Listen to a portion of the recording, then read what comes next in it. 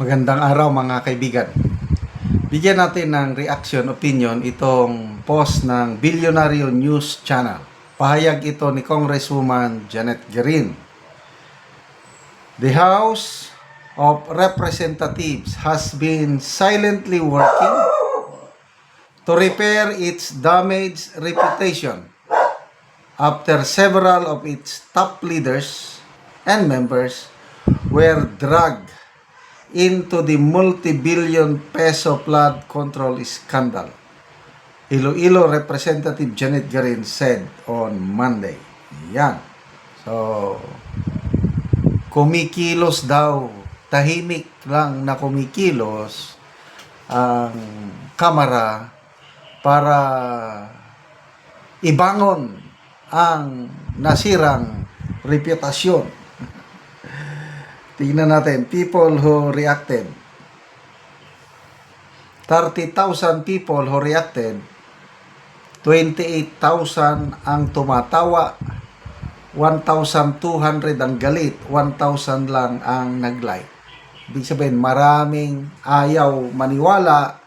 Maraming galit na dito sa House of Representatives. So, ang tanong, ano ang ginagawa nila para ibangon ang kanilang nasirang reputasyon?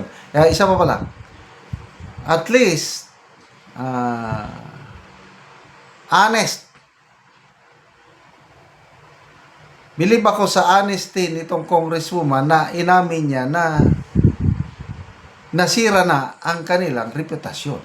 That's one thing. Kasi kung sabihin niya na wala, okay kami, hindi totoo yung mga aligasyon na yan. Wala. We are good. Ibang bagay yun. But yung sabi niya, pilit naming ibinabangon ang nasira namin na kredibilidad o reputasyon namin. Oh, that's good. So, ang tanong, paano? Paano nila maibangon ang kanilang, basta tayo sa mga comments paano nila ibangon ang kanilang reputasyon? Oh. Tio Moreno, ulol. Sharon Dasera, isang basura itong babae na ito. Ronnie Cañuelas, Barsaga's suspension was the first move. Wala nang kritik. Ayan. Doon nila ibinangon ang kanilang reputasyon. I-suspend si Barsaga para wala nang mag-post o mag-criticize sa atin, no? Makakabangon tayo. Tama ba yun? Yung gusto nilang patahimikin ang isang kasamahan nila na critical sa nangyayari sa Kamara, critical nangyayari sa Marcos administration. Makakabangon ba ang kanilang reputasyon o lalong nasisira? Ano sa tingin nyo? Sabi nga ni Professor Malutikia, ang Kongreso is not doing it right, sabi. Kasi yung suspension ni Barsaga, ginagawa lang nilang household hero. Pinapasikat ninyo si Congressman Barsaga at lalong nadidiin ang reputasyon ng Kamara. May nabasa akong post kanina, retired general. Sabi niya na sinuspend si Congressman Barsaga sa paglaban sa katiwalian sa gobyerno, samantalang ang mga kongresista na nasasangkot sa mga katiwalian ay baliwala lang. So, to me, tama yun. Ang daming mga kongresista na nasasangkot sa katiwalian. Wala silang ginagawa. Walang isinasampang complaint, text complaint. Ibig sabihin, yung mga ginagawang katiwalian, yung mga pagkasangkot sa mga flood control projects, okay lang sa kanila.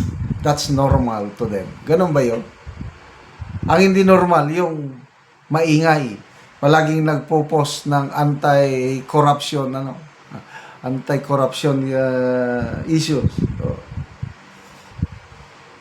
Anjo, the message is clear. If you can join them, you're out. Luz Evangelista, a silent insertion that we call maleta. Silent insertion, you mean. Norberto Saulon, how do you mend a damaged or destroyed reputation? It's like how do you repair a broken glass or mirror? Correct. Salamin. Nag-crack na. Ganun. Gumano na o. O, paano i-mend yun? Bumili ka ng bagong salamin. Kailan kung i-repair mo yun, lagyan mo ng glue, wala na. Nandun na yung marka. Hindi mo na, So, baguhin mo yung salamin. Bumili ka ng bago. So, ibig sabihin, leadership change. So, malaking challenge ito sa Congress ngayon.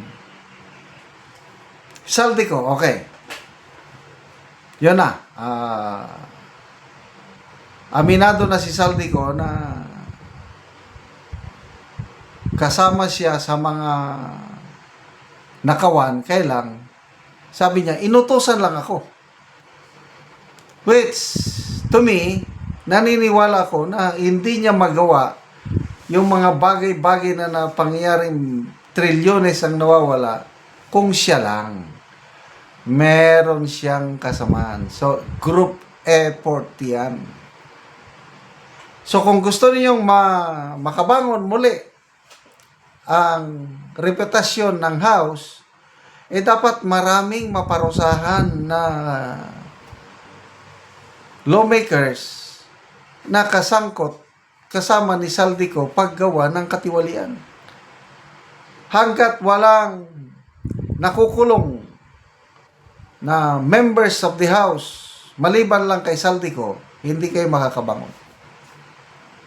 Dahil ang taong bayan alam na kung sino-sino kayo na mga kongresista na sangkot sa katiwalian. Saldico dapat makulong, maparusahan. Kailang walang hustisya kung siya lang. Marami pang iba na dapat makulong at maparusahan. But again, salamat sa honesty ni Congresswoman Garin na magsabing na-damage ng reputasyon ng House. Ang problema nilang paano nila ito maibangon ang kanilang dangal.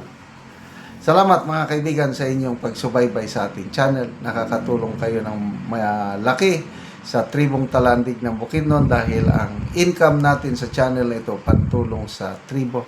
Namimigay tayo ng mga libreng yero at pako para makapagpatayo sila ng mas maayos na tahanan. Panoorin nyo ang video na ito. Mauni si kuya nga mag-atop sa iyang balay matagaan og yero.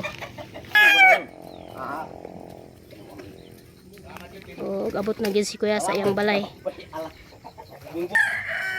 So mo ni ang balay ni kuya nga iyang lisdan og yero. O mo ni ang nadaot na nga mga yero ni kuya. So ilisana na gyud.